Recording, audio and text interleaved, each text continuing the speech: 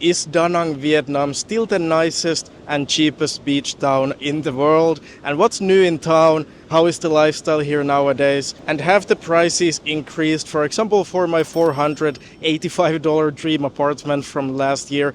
Let's find out.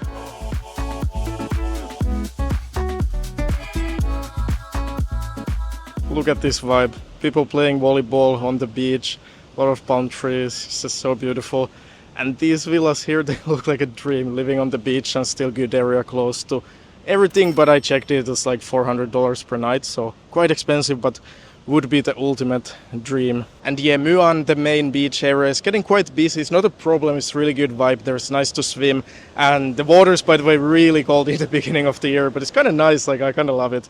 It's like a ice bath. But it's also nice, you can just walk a few minutes on the beach and get to these areas with a lot of palm trees and still beautiful beach with not many people and really relaxed vibes. So I really have been loving that this year. In the past years, this beach, for example, it was quite dirty, but nowadays it's very clean. So that's good development that they're taking better care of these beaches. Also, they're not the main area. I love walking on this beach, like towards Hoi An. Like there's this unlimited beach. You can walk as far as you want, and it's quite peaceful and beautiful. Like there's almost no one there ever, so yeah, that's really nice here also. But I also found a remote beach that there's no one ever there, but the views are incredible. It's a bit different vibe, so I will show that also later. I'm back at the main beach, and it's definitely like every year it's getting busier. And the reason why I came in the beginning of the year this time is that the local surf teachers told me a few years ago that the waves are much better in the beginning of the year, and I must say that I don't really agree with that. Like at least now when I've been here, like it's just very messy and like not that good waves, but super messy, and like the water is not as clear. It's a bit more like brown often nowadays when it rains even sometimes. The weather generally haven't been the best, but the good thing is that the air quality is in January, February definitely way better than it was in April last year. So yeah, that's one positive. This is the reality of the water and the waves now. So it's not as nice and beautiful as it was like a few months later. And also the water is just so cold that it would be really hard to surf for a long time. But some people still do. One nice update also is that this time they have brand new PCX scooters here, which is amazing because before it was impossible. They only had like smaller local scooters. So that's really nice. I really love it. It's a bit more expensive, of course, and it wasn't that easy to find, but this is the place I find it from. And one thing also to remember nowadays, apparently it's way more important to have an international driving license in Da Nang.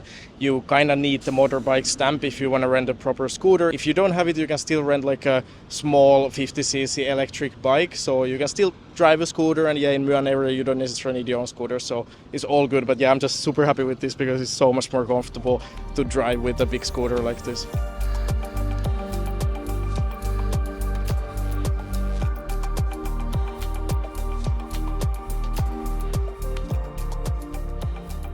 I came to eat in one of my favorite restaurants in Da Nang called Chickpea, which has just opened a new location. So this is now really close to here in Muan, which is amazing because the old one where the grandma is cooking, which is awesome place, but it's a little bit further away.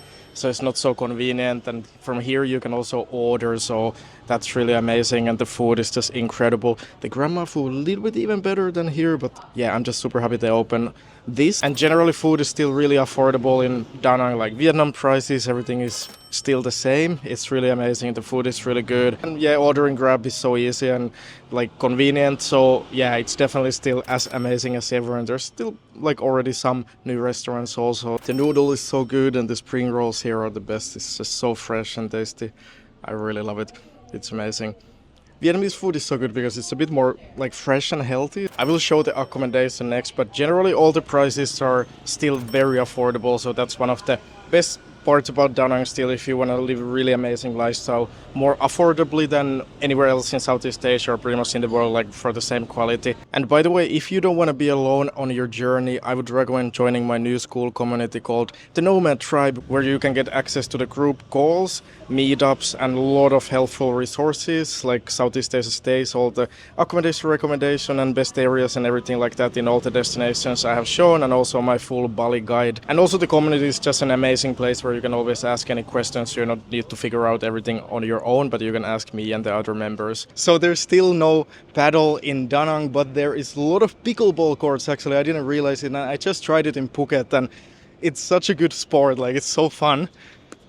So it's actually really nice that close here in the beach area there are a lot of pickleball courts, so that's really good thing. Even here it's a pretty cool place, like with ocean view, and yeah, it's quite affordable actually. Like, it's a nice place and definitely sport that I could see myself doing more in Da Nang.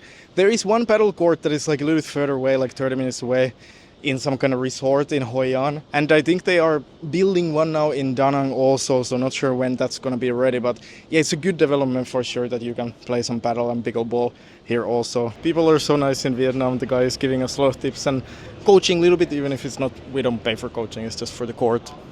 I came to check out this new sauna ice bath place that is really close to where I stay in Mykkä Beach area, which is really nice because the place I went last year was a bit too far. Even if the place was pretty nice, the driving was quite exhausting all the time there. And the place looks actually really vibey.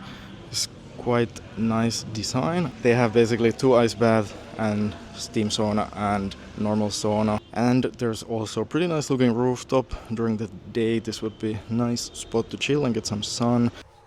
It's a proper sauna. It's actually pretty good. It's very hot.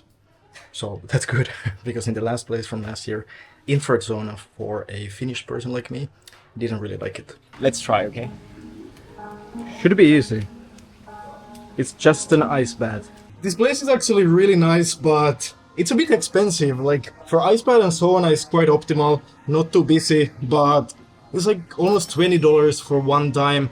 And the monthly fee is like over $200, so that's kind of crazy for Vietnam. Definitely super duper expensive. So I guess this is more nice. Every now and then come one time, oh my god, it's cold. And steam room after the ice bath is the best feeling. This place is actually pretty nice. They have stars in the roof. Everything feels pretty new and high quality, premium. But the price is just ridiculous.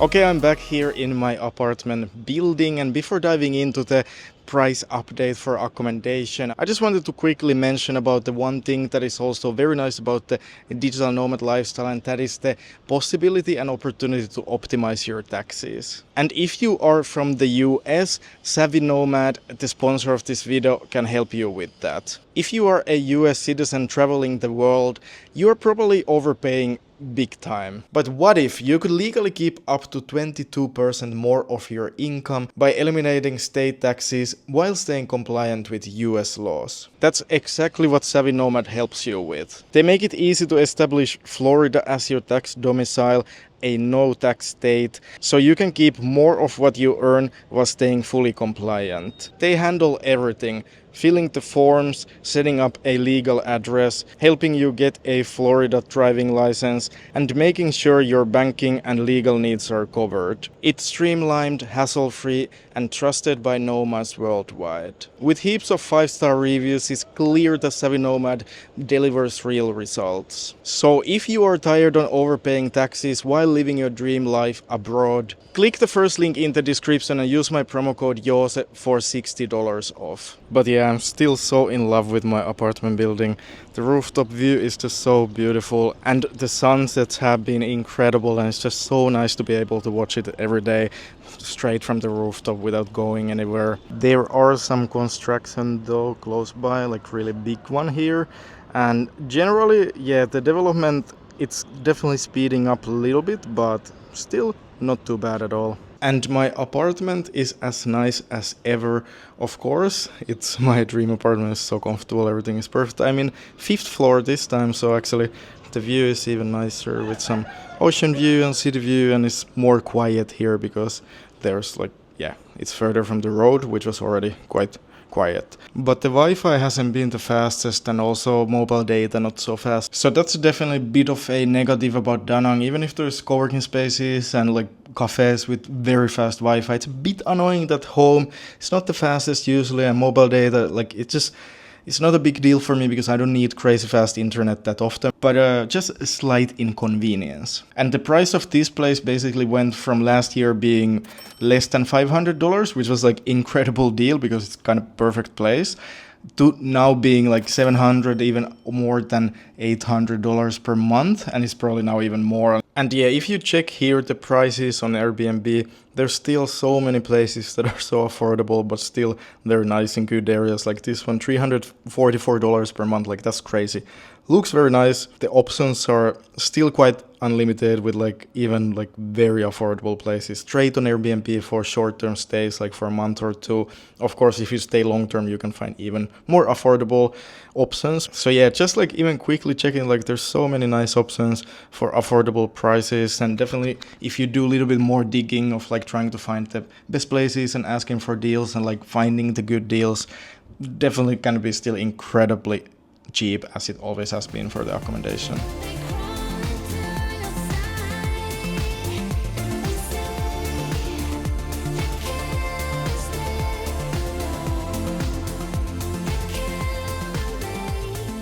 So I'm at the remote beach I talked about earlier, and there's almost no one here usually ever, and it's so peaceful and the view is just incredible.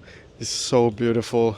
The only negative here is that it's a little bit dirty, like it's not so well kept, but I guess because it's not really used, like there's no one ever here now, there's just like some local fishermen.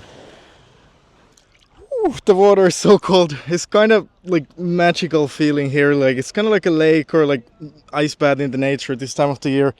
Ooh, the water is so cold and it's just so beautiful with the view and relaxing. There's no one here, so yeah, it's definitely like a nice contrast to the main beach, which is very beautiful and it's nice to play with the waves. I like it, the vibes are good, but if you just want to be alone and in nature, this is definitely a really good addition to have close by. Yeah, I really love this place. It's crazy that I've been to Da Nang 3 times, how many times, and I never heard of this. Someone recommended this, and yeah, I would recommend also. And by the way, like things do happen when you live and travel in these destinations in Southeast Asia. So that's why I would always recommend to remember to get a good travel insurance before your trip, before you start your travels.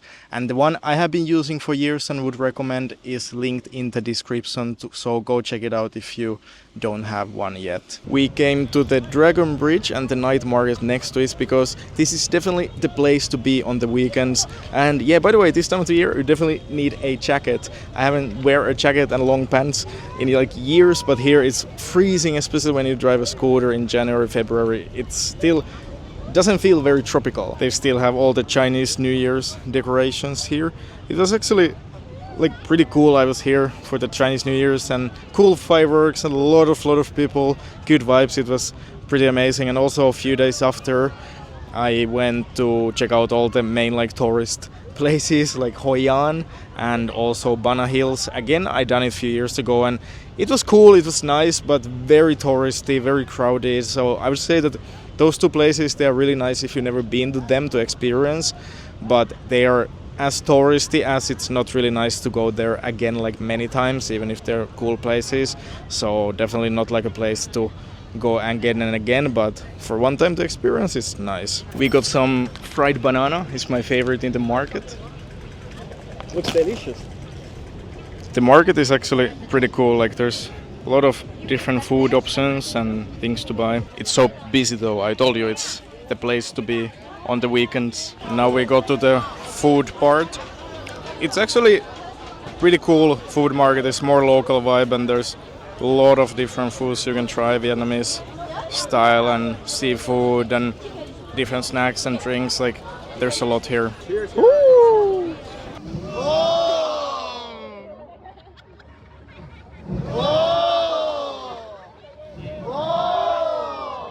It was actually so nice in the food market and Dragon Bridge, like fire show.